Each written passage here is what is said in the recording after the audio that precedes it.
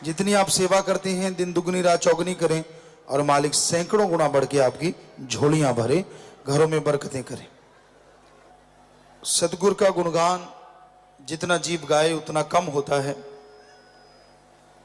गुरुमुख उसे कहा जाता है जो अपने पीर फकीर की बात सुने और अमल कर ले, लेकिन गुरु उसे कहा जाता है जो अपनी सेवा करवाने की बजाय सृष्टि की सेवा, मानवता की सेवा, प्रकृति की सेवा में अपनी मुरीदों को लगाए, अपनी औलाद को लगाए। गुरु का मतलब ही फिर हल होता है। तो इस भंडारे में रोजाना आप इस तरह की सौगंध खाएं, कसम खाएं कि आने वाले समय में हम अपने बारे में यानी खुद के बारे में सोचेंगे। 5 मिनट अपने लिए समय दो, उसमें सोचो आप में कौन सी गलत आदतें हैं, कौन सी आप गुरुमुख वाली बात कर रहे हो और कौन सी मनमुख वाली बात कर रहे हो। उस 5 मिनट में ही आपको पता चल जाएगा कि ये बातें आपकी गुरुमुख वाली हैं और ये बातें मनमुख वाली हैं।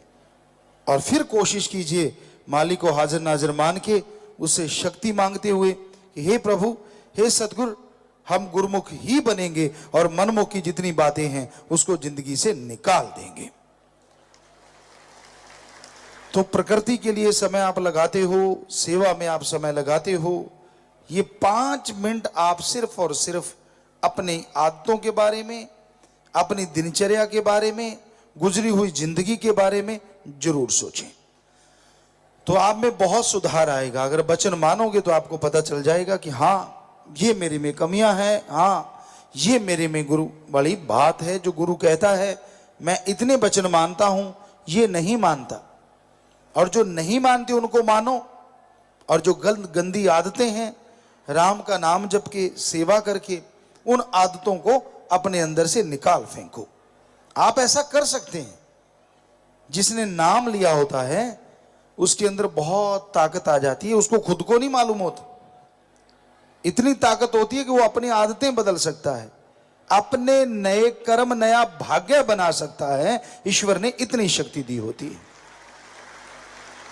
तो आप इस चीज को जरूर ध्यान में रखें। और सच्चे दाता ने कितने वचन किए हैं, कितने ग्रंथ लिखे हैं, उनमें भजन हैं, शब्द हैं। आप वो सुनते हैं, आप वो पढ़ते हैं, लेकिन सिर्फ सुन के छोड़िए मत और पढ़ के भूलिए मत। आपके याद हो, उन शब्दों का मीनिंग्स, मतलब आपको पता हो, यकीनन वो आपकी जिंदगी का नया रास्ता तय कर देंगे। और रास्ता भी ऐसा जिस पे बड़ा आसानी से चला जाएगा और खुशियों का ढेर लगता चला जाएगा। हर किसी के अंदर होता है, ज्यादातर लोगों के अंदर होता है। माँ बाप जन्म देते हैं, पालते पोसते हैं। बहुत सारे ऐसे इंसानियत के पुजारी होते हैं जो अपने माँ बाप का सत्कार करते हैं और करना भी चाहिए। लेकिन गुरु तो माँ बाप से अरबों गुना बढ़ के है। माँ के लिए बच्चा छोटा होता है तब फिक्र ज्यादा होता है। जब वो हिलता जुलता नहीं, बस अपनी जगह पांव मारता रहता है, तो माँ को बेहद फिक्र होता है। बच्चा थोड़ा बड़ा हो गया, खिलौने से खेलने लगा, कुछ ध्यान कम हो गया। बच्चा पढ़ने लगा, स्कूल में कितनी देर रहता है और ध्यान कम हो गया। बच्चा जवानी में आया, शादी हो गई तो और ध्यान कम हो गया। और फिर बच्चा ही माँ बाप को छोड़ देता आज के कलयुग में, तो नेचुरली ध्यान कम हो ही जाता है। पर गुरु के लिए बच्चा हमेशा बच्चा ही होता है। उसका शिष्य, उसे हमेशा लगता है कि अभी तो ये हाथ पांव ही मार रहा है, चलना तो इसने सीखा ही नहीं। चाहे वो शिष्य अपने गुरु को गाली क्यों ना दे, वो शिष्य बुरा क्यों ना बोले, फिर भी गुरु ही एक ऐसा होता है, इस जहान तो क्या अगले जहान में भी हाथ नहीं छोड़ता। जिसका एक बार पकड़ लिया हाथ, गुरु मंत्र की मोहर लगा दी, उसे गुरु कभी नहीं छोड़ता, कभी भी नहीं छोड़ता। भगवान से उसके पाप कर्मों का, उसके बुरे ख्यालों का हमेशा खात्मा करने के लिए प्रार्थना करता रहता है। गुरु की लिव भगवान से जुड़ती है और उस समय जो गुरु से लिव जोड़े बैठे हैं सीधे डायरेक्ट वो भी भगवान से जुड़ जाते हैं। इसलिए लिव जोड़ के रखो, अपना ध्यान ईश्वर की भक्ति में जरूर लगाइए। अपने अंदर के ऐब गुनाह बुराइयां जो हैं उन्हें दूर करें। कहीं भी गुण मिल जाए उसे ग्रहण करें, अवगुण मिले उनसे हट जाएं। आपके अंदर गुस्सा है, आपके अंदर ईगो आ जाती है, आप निंदा चुगली करते रहते हैं, दूसरों की हां में हां मिलाते रहते, क्यों, किस लिए? बात ना बिगड़ जाए, कोई टोक ना दे, या वाह वाह के हासिल करने के लिए। निंदा चुगली की हां में हां मिलाना भी एक निंदा करने के बराबर होता है। अच्छा है उसे रोक दो। आपको लगता है झगड़ा ना हो जाए तो झगड़ा मत करो, वहां से कन्नी कतरा लो। इस भंडारे पे सतगुरु मौला के गुणगान गाइए, परमपिता परमात्मा ओम हरि अल्लाह राम को याद कीजिए कि उस सतगुरु ने, उस भगवान ने हमें क्या से क्या बना दिया। बहुत साथ संगत 6 करोड़ में ऐसी भी है, बड़ा नशा किया करते थे, बड़े जुआ खेला करते थे, बड़े गलत कर्म किया करते थे, और जैसे ही राम नाम से जुड़े घर स्वर्ग से बढ़ के बन गया। ऐसा दुनिया में कोई नहीं करता।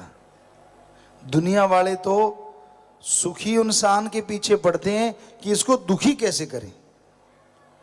जो सफलता हासिल कर रहा होता है उसके पीछे पड़ते हैं कि इसको असफल कैसे करें, इसका नुकसान कैसे हो। एक पीर फकीर ही ऐसा होता है जो हमेशा यह मांगता है कि मेरे मुरीदों को भगवान अंदर बाहर की तरक्की बख्श, मेरे मुरीदों को भगवान हमेशा बुलंद हौसलों के साथ आगे बढ़ा।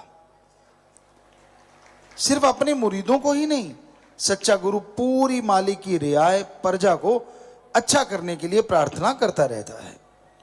बाकी इंसान के कर्म होते हैं, जैसे वो कर्म करता है वैसा फल उसे भोगना पड़ता है। बेपरवाह जी ने भजन में फरमाया, कर्म करे खोटे पड़ेंगे बड़े सोटे, किसी पूछनी नहीं फिर तेरी बात रे। कर्म कभी भी बुरा ना कीजिए। सत्संगी होके करते हैं तो उसका फल आपको जल्दी मिलता है और आप जल्दी दुखी होंगे। शम्मश तवरेज के समय की बात है, बादशाह उनसे नाराज हो गया और कहने लगा कि इस फकीर के पत्थर मारो, जो पत्थर नहीं मारेगा वो गुनाहगार होगा, उसे मैं मारूंगा। तो लोग पत्थर मारने लगे।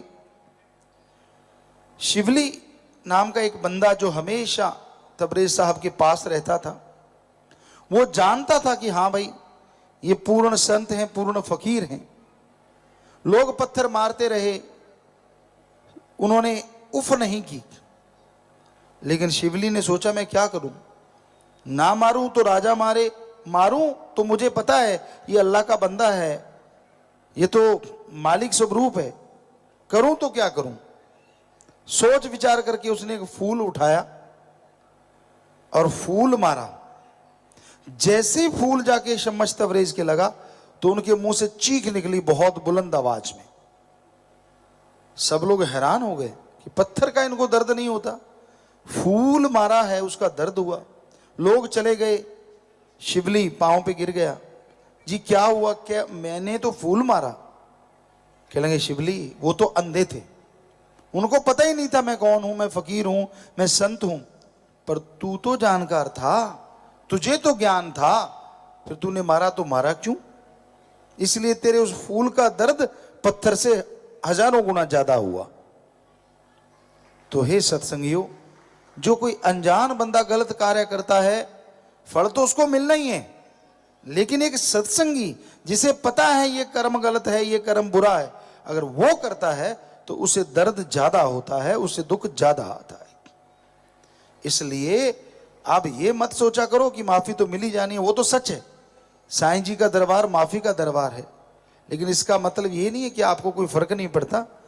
आपकी जो खुशियां बन जा सोना सोना बनने वाली थी, डायमंड हीरे जवाहरात बनने वाली थी, वो राख बन जाती हैं और फिर से वहां पहुंचने में पता नहीं कितने साल लग सकते हैं। इसलिए गलतियां मत किया करें, दीनता नम्रता रखिए। एक कहावत हम आम कहा करते हैं, कोई आपको गाली देता है, हाथ जोड़ के सुमन कीजिए। दूसरी गाली देता है, अंदर से नारा लगा के सुमन कीजिए।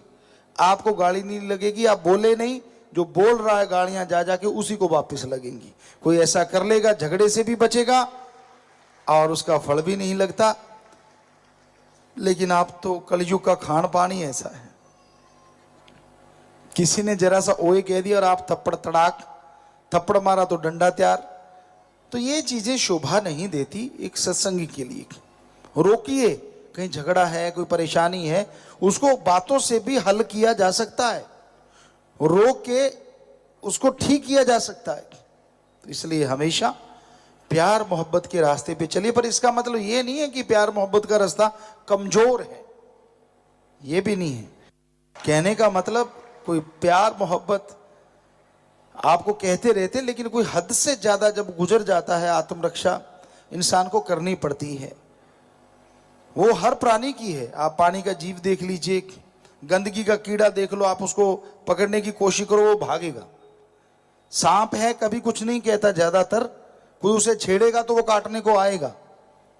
हर जीव को मालिक ने आत्मरक्षा बख्शी हुई है। तो इसका मतलब ये नहीं है कि आप लड़ो। सबसे पहली बात है प्यार, उससे बड़ी कोई बात नहीं होती। प्यार से मोहब्बत से मनाइए जितना हो सके।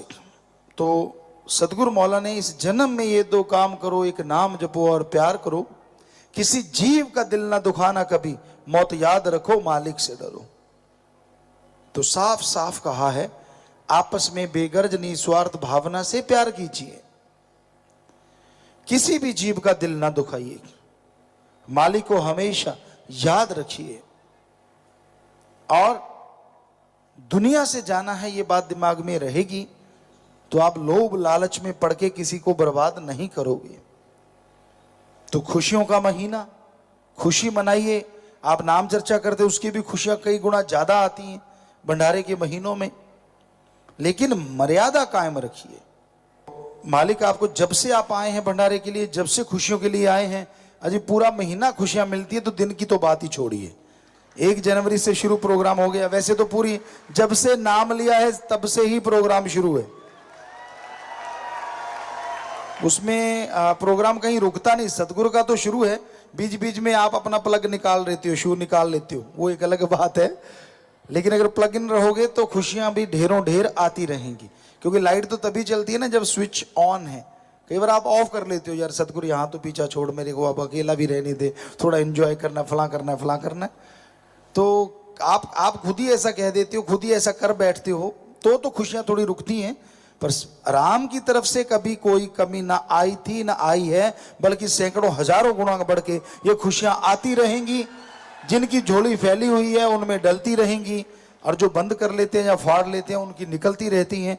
लेकिन वो भी अगर सिलाना चाहें, शास्त्र नाम शाह मस्तान जी का ये दर है, माफी लें, सिमरण करें, सेवा करें, उनकी झोलियां भी सिल जाती हैं और फिर से खुशियां आनी शुरू हो जाती हैं।